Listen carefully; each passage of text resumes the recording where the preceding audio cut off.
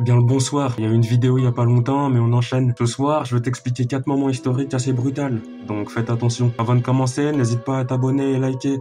Et c'est pareil que la dernière fois, j'ai tourné sur plusieurs jours. Sans plus tarder, on y va. Une de plus, ce soir, je vais te parler de la peste justinienne. Découvert en 541 en Égypte, c'est officiellement la première peste de l'humanité. Et en 542, la peste va arriver à Constantinople, à cause des routes de commerce. Ce sont probablement des porteurs sains venant d'Afrique qui ont répandu la maladie sans le savoir. Et ces symptômes seront tellement violents que chaque jour 10 000 personnes perdront la vie, parce que ces effets sur le corps sont à la limite du raisonnable. Déjà, les patients souffraient de fièvre extrême, qui les faisait délirer complet. Ensuite, des ganglions bien gonflés vont apparaître sur le corps. Ah ça, la douleur sous la peau. Mais ce n'est pas tout, car partout sur toi, des nécroses vont se former, et avec ça, de nombreux troubles neurologiques. En gros, tu auras tellement mal que tu vas halluciner, tu deviendras bipolaire, et des convulsions intenses vont te frapper. Là, je viens de te donner quelques effets, mais il y en a beaucoup d'autres. Malheureusement, ce n'est que le début du calvaire pour l'Empire byzantin, car d'un point de vue économique, militaire, social, religieux et démographique, c'est une catastrophe. Juste pour vous dire, il va y avoir plus de 18 vagues de la peste justinienne, et on estime que 100 millions de personnes auraient perdu la vie durant la pandémie. Pour conclure, l'Empire sera tellement affaibli que le califat islamique va en profiter, et en 10 ans, les Arabes vont conquérir pas mal de territoires appartenant à l'Empire byzantin, notamment l'Égypte. N'hésite pas à me poser des questions pour plus d'infos sur cette période, car là, ce sont les grandes lignes.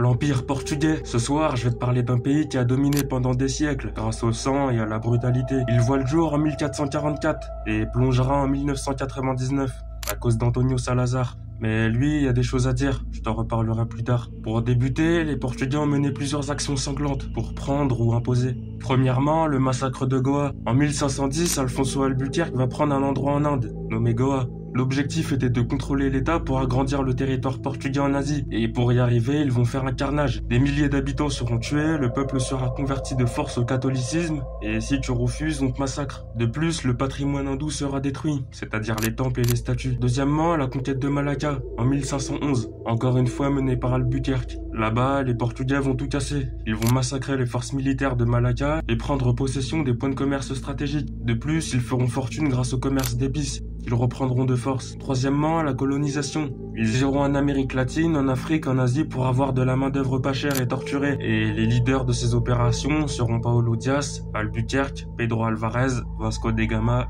et plein d'autres. Mais le plus choquant, c'est lorsque des révoltes au Brésil, en Angola, au Mozambique et en Inde vont se produire. Le plan d'urgence portugais sera violent et immédiat, mais vous n'avez même pas idée. Déjà, ils vont massacrer et torturer énormément de personnes. Il y aura des gens crucifiés, d'autres brûlés vifs, et ils tabasseront des gens à mort devant leur famille. En outre, ils appliqueront la loi de la terre brûlée. En gros, dès que tu te révoltes, on brûle tout. Ton village, toi et toute ta communauté. Pour conclure, l'Empire portugais était l'un des plus puissants de l'histoire. Et à l'époque, les règles n'existaient pas. Enfin, c'était pas aussi sévère qu'aujourd'hui. Là-bas, c'était la loi du plus fort. Les rouges récidives. Ce soir, je vais te parler du massacre de Medgaten. Avant de commencer, ce qui va être dit aujourd'hui peut choquer. Alors ne faites pas les durs. Et il y a un risque probable que la vidéo se fasse strike. Passons. Pour le contexte, nous sommes en janvier 1945, donc durant la Deuxième Guerre mondiale. La Russie, à cette époque connue sous le nom de l'Armée Rouge, va débarquer en Prusse orientale, plus précisément à Königsberg. Et c'est la ville de Medgaten que les Russes vont choisir pour l'occupation. Et là-bas, ils vont faire de la barbarie au sens propre. Premièrement, ils vont tirer au gros calibre sur la population locale, donc les femmes, les enfants et les hommes. Deuxièmement, ils vont mutiler les corps. Quand j'ai regardé les photos, certains enfants avaient des membres arrachés et disloqués. Le pire, c'est qu'ils ont continué à les ouvrir, même après leur mort. J'essaierai de vous mettre les images, mais je sais vraiment pas si ça va passer. Troisièmement, les viols. Toutes les femmes de 8 à 60 ans ont été violées par des soldats russes. Mais ce qui est chaud, c'est que même morts, ils ont encore continué à le faire. Et quatrièmement, les otages ont servi de bouclier de viande. En gros, au moment où les Allemands feraient des assauts, les civils se feront tirer dessus à l'avant, pour que les rouges puissent avancer sans difficulté à l'arrière. L'objectif des Russes était clairement de se venger contre les Allemands. Petit point historique, mais en 1941, les Boches vont mener l'opération Barbarossa, qui visait à envahir la Russie. Ils réussiront et eux aussi vont massacrer des civils russes innocents. Mais ne t'en fais pas, je te reparlerai de cette opération dans une autre vidéo. Pour revenir au sujet, le 19 février 1945, les Allemands vont reprendre Medgaten et ils vont découvrir la boucherie que les Rouges ont laissée derrière eux. Pour conclure, c'est pas le seul massacre que les Russes ont fait pour faire payer les Allemands. Il y a longtemps de ça, j'avais fait une vidéo sur le massacre de Nemesdorf. Bon, elle a été censurée et je me suis mangé un bain de temporaire. Mais je t'invite vraiment à regarder pour mieux comprendre le sujet. La violence italienne. Ce soir, je vais te parler des chemises noires, 1923. Bon, à cette époque, le fascisme est très présent et on peut remercier Benito Mussolini car c'est lui qui dirigeait à cette époque, mais je t'en reparlerai. Je te mettrai une image avec la définition du fascisme pour que tu comprennes mieux. À l'origine, cette brigade a été créée pour servir le parti nationaliste fasciste en Italie. Et dedans, on retrouve différents types de personnes, que ce soit des ouvriers, des paysans, des bourgeois, des soldats, des aristocrates, etc. En outre, c'est eux qui ont marché sur Rome pour soutenir Mussolini. De plus, leur effectif n'était vraiment pas à plaindre. Avant que ce soit officiellement créé, ils étaient 17 000. Et lors de leur création, ils seront 800, 1 million. Et ça, pour une milice, c'est vraiment démesuré. Évidemment, les chemises noires étaient tout puissants, et leur rôle sera de répandre le fascisme dans les rues, et ça sera plus ou moins brutal. Déjà, ils vont tabasser énormément de citoyens, et ils feront des expéditions punitives dans les villes, et croyez-moi, c'est tout le monde qui prenait. Deuxièmement, ils vont bien s'occuper des opposants. Ils feront plein d'incendies volontaires dans les locaux des syndicats et vont organiser des bagarres avec d'autres membres de partis politiques, juste pour en découdre. Et troisièmement, la torture. Ils faisaient boire de l'huile de ricin à leurs prisonniers et je peux vous dire qu'ils ont eu très mal. Après, je t'invite à regarder les effets sur internet. Comme ça, tu vas mieux comprendre c'était quoi leur supplice. Pour conclure, les chemises noires ont fait pas mal de dégâts en Italie. Mais en 1943, après la chute de Mussolini, la milice a été dissoute. Évidemment, aujourd'hui, on peut encore trouver des membres, bien que le fascisme est totalement interdit en Italie.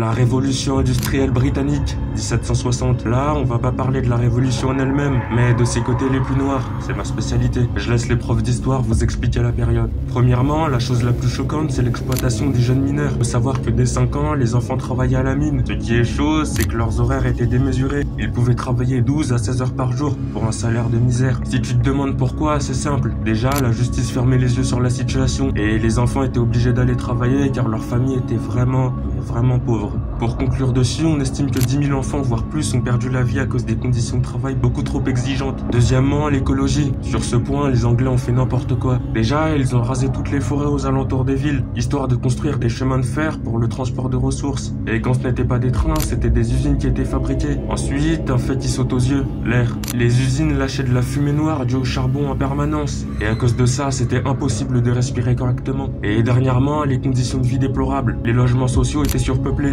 Les familles nombreuses vivaient dans des endroits qui n'étaient pas adaptés. À cause de l'environnement, les maladies dangereuses de maintenant étaient banales pour eux avant. Là, je te parle de la tuberculose, du typhus et du choléra. Dans les quartiers ouvriers, la propagation était limite open bar. Et malheureusement, les morts s'enchaînaient. Pour conclure, il s'est passé plein de choses durant cette révolution. Mais même s'il y a eu des innovations majeures durant cette période, comme le train de James Watt, le télégramme de Samuel Morse ou encore la métallurgie d'Abraham Darby, c'était un enfer pour la population anglaise. Et c'est là que tu vois que pour l'argent, les puissants sont limite prêts à tout. Et avant de finir, si tu veux en savoir plus sur cette période, n'hésite pas à jouer au jeu Assassin's Creed Syndicate. C'est mieux qu'un cahier avec de simples écritures. Voilà pour les 4 histoires. N'hésite pas à me dire ce que t'en penses en commentaire et encore une fois, abonne-toi, ça fait plaisir.